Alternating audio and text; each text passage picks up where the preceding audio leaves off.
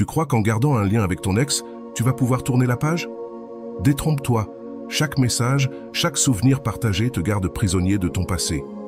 Et si je te disais qu'il existe une méthode simple pour enfin te détacher émotionnellement et avancer?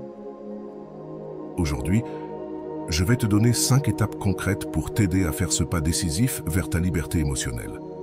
Dans cette vidéo, je vais vous donner 5 étapes pour vous détacher de quelqu'un émotionnellement. Mais avant de commencer, je vous serai extrêmement reconnaissant si vous appuyez sur le pouce levé, car cela m'aide à faire connaître cette philosophie à plus de personnes. Si vous ne voulez manquer aucune vidéo, abonnez-vous et activez la cloche. Alors, se détacher, ça veut dire que quand vous avez réussi à vous détacher, vous n'éprouvez plus d'émotion de souffrance en rapport avec une personne. Vous n'avez plus d'attente de ce qui doit être, vous n'êtes plus forcément triste par rapport à ce qu'il vous a fait, ni en colère. Vous n'avez plus peur qu'il agisse de telle ou telle manière. En gros, quand vous êtes attaché à quelqu'un, c'est quand vous misez votre bonheur sur son comportement. Vous croyez que cette personne doit se comporter de telle ou telle manière avec vous, et que c'est uniquement comme ça que vous allez être heureux. Vous avez beaucoup d'attentes de ce qu'il doit être, et c'est très important à comprendre. Vous pouvez être attaché, par exemple, à quelqu'un dont vous êtes amoureux, et cette personne, ce n'est pas réciproque. Elle est indifférente, elle ne vous calcule pas. Vous êtes attaché à cette personne. Vous croyez qu'il vous faut cette relation pour être heureux, et vous souffrez que ce ne soit pas réciproque. Vous pouvez être attaché à un conjoint violent et espérer qu'il change, qu'il se comporte comme il se comportait au début de votre relation, mais ça ne change pas et vous souffrez. Vous pouvez aussi être attaché à un parent qui a un comportement rabaissant et dégradant, ou bien à un ami qui vous fait perdre plus de choses qu'il ne vous en fait gagner. En bref, l'attachement est difficile à différencier de l'amour véritable, jusqu'à ce que les choses ne se passent pas comme prévu et qu'il vous fasse souffrir. L'attachement n'est pas forcément une mauvaise chose, parce que si vous êtes dans un couple, par exemple, et que vous aimez profondément votre conjoint, qui vous aime aussi profondément, il n'y a pas de mal à être attaché à cette personne et à miser une partie de votre bonheur sur cette relation. Pareil pour vos parents, vous pouvez être attaché à vos parents. Mais par contre, si l'attachement vous fait beaucoup plus de souffrance que de bonheur, c'est là que le détachement devient nécessaire. Du coup, c'est parti pour 5 étapes pour se détacher. Premièrement, je vous invite à vous poser cette question: est-ce que, pour être heureux, me détacher de cette personne est évitable ou inévitable? Est-ce que vous pouvez, dans votre futur, vivre heureux tout en restant attaché à la personne dont vous souhaitez vous détacher? Ou est-ce que c'est impossible? Demandez-vous, est-ce que, tant que je vais rester attaché à cette personne, je continuerai à souffrir? Ou est-ce que j'ai la possibilité d'être heureux si jamais je m'en détache? Du coup, vous pourrez savoir si vous détacher de quelqu'un est évitable ou inévitable. En gros, si vous êtes obligé de passer par le détachement pour être plus heureux, ou si vous pouvez faire autrement. Pour ça, vous pouvez par exemple peser les pour et les contre, utiliser la faculté de calcul de votre mental. Quel point positif avez-vous à rester attaché à cette personne? Et quel point négatif avez-vous à rester attaché à elle? Si les points négatifs sont largement supérieurs en quantité et en qualité aux points positifs, vous remarquez que la relation vous apporte beaucoup plus de malheur que de bonheur. Pas juste de difficultés ou pas juste de travail, mais plus de malheur. C'est ça qui est important. Deuxièmement, il faut prendre une décision fermement ancrée. Si vous voulez vous détacher d'une personne, ça implique de vivre un petit deuil. En gros, vous tirez une croix sur vos espérances, sur vos attentes, et au lieu de miser votre bonheur sur la relation avec cette personne, vous allez commencer à le chercher ailleurs. Mais pour ça, il faut que vous soyez sûr à 100% que se détacher d'une personne, c'est la bonne chose à faire. Parce que si vous avez encore des doutes et que vous essayez de revenir vers l'autre, de le faire changer de comportement, ou même de vous venger de cette personne qui vous a fait du mal, vous êtes encore attaché à elle. Il y a un conflit interne, c'est-à-dire qu'il y a une partie de vous qui veut aller de l'avant, passer à autre chose, mais une partie de vous qui se raccroche au passé. Et ce conflit, ça vous empêche d'agir. Ça vous fait mal, et ça vous provoque des émotions de souffrance. Du coup, en vous sachant si le détachement est évitable ou inévitable, prenez la décision fermement ancrée que vous détacher de cette personne est la meilleure chose à faire pour votre futur.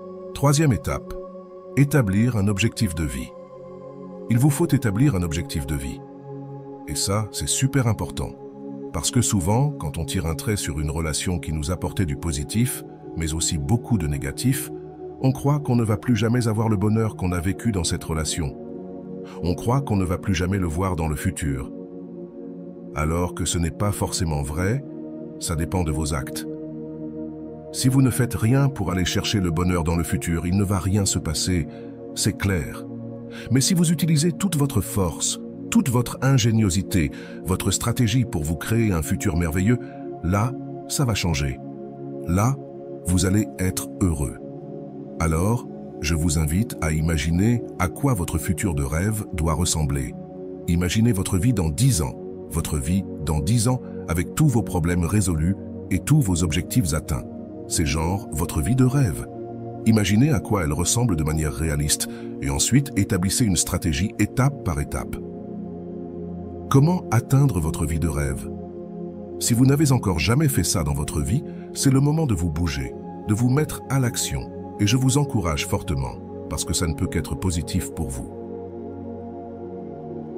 4e étape, l'action. Ne restez pas passif.